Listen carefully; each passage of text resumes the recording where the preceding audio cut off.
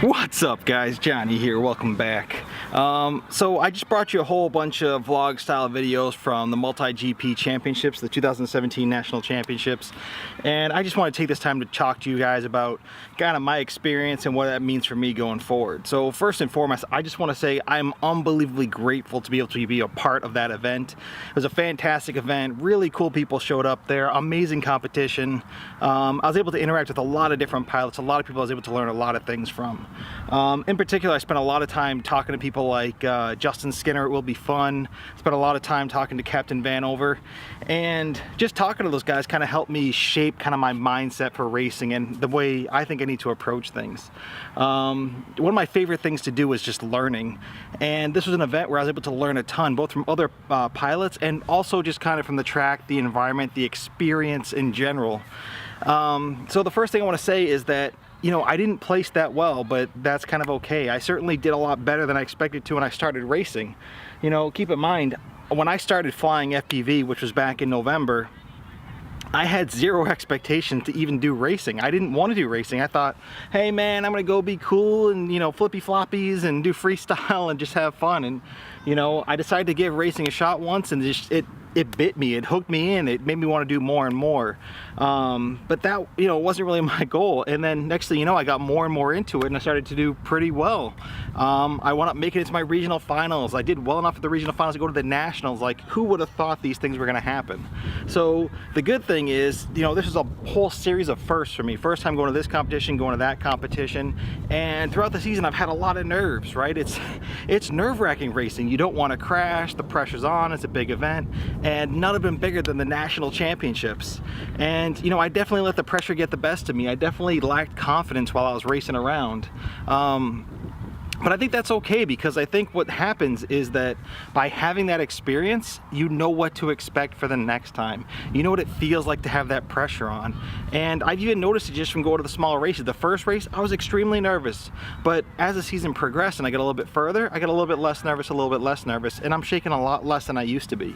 So my hope is that by doing it on the biggest stage this time, by the time we get to next season and the next season's events, I'm gonna be a lot more calm, a lot more comfortable.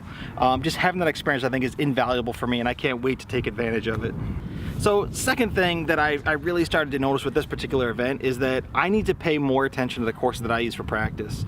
I noticed that a lot of the events that I go to, we set up events that, you know, have relatively easy tracks. They're really about having straight lines on for a gate and just being able to punch it through the gate. And it's a ton of fun. You can hear us from a way, you know, a ways away, just it sounds, everyone's going real fast, real good competition. But then you show up to a higher level competition like the nationals, and it's a very technical track. You're constantly trying to turn through gates. A lot of the tracks we do, you kind of go through the gate, you spin around, doesn't matter how well you spin around, and then you go straight through a gate again. And I was getting pretty good at that, and I was going really fast around the course, but when you get to nationals, it doesn't work that same way. So I think one thing I'm going to do is I'm going to start focusing more and more on complicated tracks. I've been talking to some of the local organizers out here with racing, and we're going to try to set up, you know, some more difficult tracks as well, more intricate tracks, because, you know, us local guys didn't perform as well at the nationals that we'd really like to. Hopefully by spending more time practicing those technical tracks, it can really help us improve overall as pilots and make us do better when we get to that next stage and then build tracks like this. It doesn't mean we're only going to do tracks like this going forward. We're still going to have the other ones. They're a lot of fun. But we want to make sure we're better prepared for these technical tracks too. So that was a really good learning lesson. You know, even in practice, I was doing things like making sure I could do one turn through a gate, but when you start stacking them like gate through a turn, things change dramatically. They're a lot less forgiving. You can have much better control through your lines, and I think that's really what I got to work on. So just as far as, you know, practicing, working on lines, I'm still going to get out here a lot. I'm still going to practice a lot. I'm going to keep working on my game. I'm just going to do more technical tracks. And I think the big change I'm going to make with how I fly is my goal is going to shift a little bit from trying to go faster and faster, and instead try to be more and more precise. You know, it was kind of something that I was talking to Captain Vanover about, and he's the guy who won the 2017 National Championships, and he was saying, you know, his first lap out there, he's just going super dog slow. He just learned the lines, learned the curves, get a feel for that course, and then go a little bit faster and a little bit faster and a little bit faster until you can keep that line going real fast. And, you know, that's what he's able to do.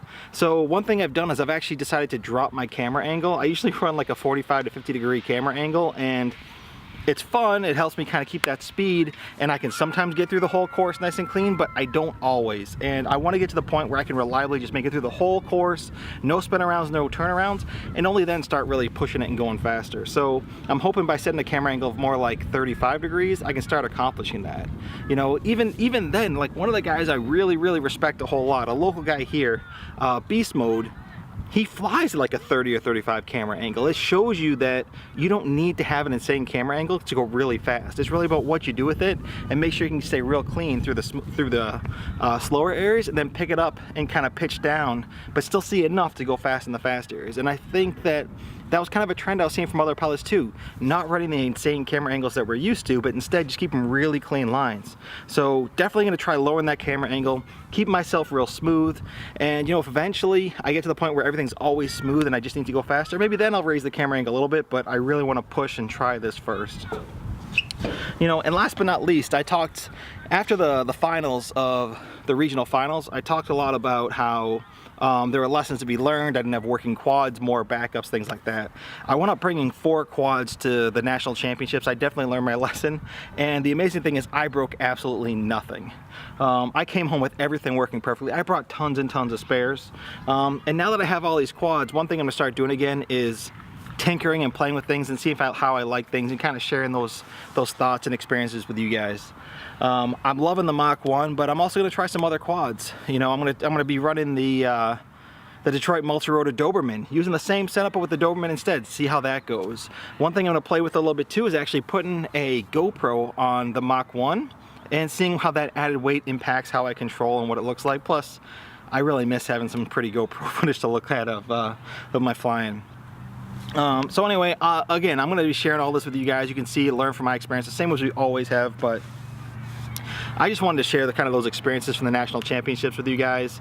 I learned an absolute ton, hang out with some amazing people, learned a ton from all the different pilots, and just, you know, most of all, there's just so much inspiration for me as a pilot, just talking to those guys, seeing how those guys fly, and you know, I just think there's no reason why I can't get myself to that level. It wasn't what I was going for at first, but now that I've seen it and been close enough, there's no reason it can't be me. There's no reason it can't be you. There's no reason it can't be anyone that wants to put their mind to it. One thing I ended up doing when I got back is I downloaded the national championship track for Velocidrone, and I started ripping through that. And it took a little bit of practice to get used to it. But once I was used to it in Velocidrone, you know what? I was putting up some damn good times. It's not the same as putting up times in real life, but at least it gives me the mindset like I have the physical capability to control a quad through this track and do it well. I can apply that in real life. I actually think my real quads fly better than Velocidrone, but what happens in Velocidrone is you have confidence, complete lack of fear, there's no shaking.